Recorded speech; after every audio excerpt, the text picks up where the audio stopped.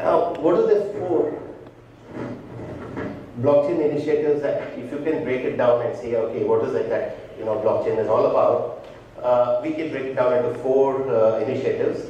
As a disruptor, as a digital marketplace, you have the efficiency play, and you of course have the record-keeping capabilities. If you look at the disruptor point of view, there are new businesses, as I mentioned earlier, which which would get, which would have sort of happen as we start using it more.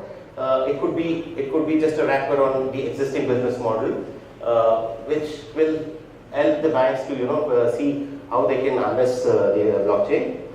From the digital assets point of view, yes, today largely a lot of these assets are non-digital, and now with the blockchain, we can see how that can get digitized.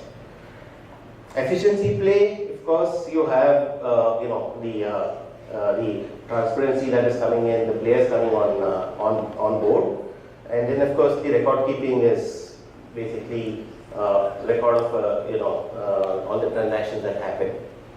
Now, if you look at, in each of these spaces, there are certain POCs or pilots that are happening, and in some of them they've gone live.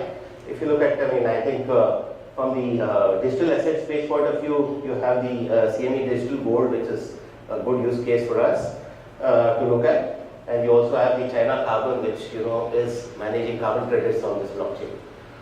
Then, from the efficiency play point of view, of course, you have DTCC, which has actually done their settlement cycle on blockchain. And I think that's a very excellent use case to actually look at from the securities market point of view. And of course, the one I was talking about, Maersk is also exploring this in a very novel way.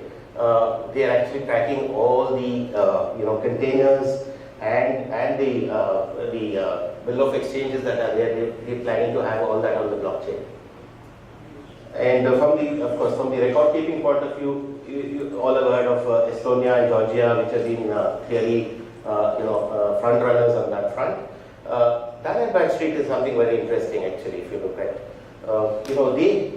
they're using this for creating the identity of the data that they have.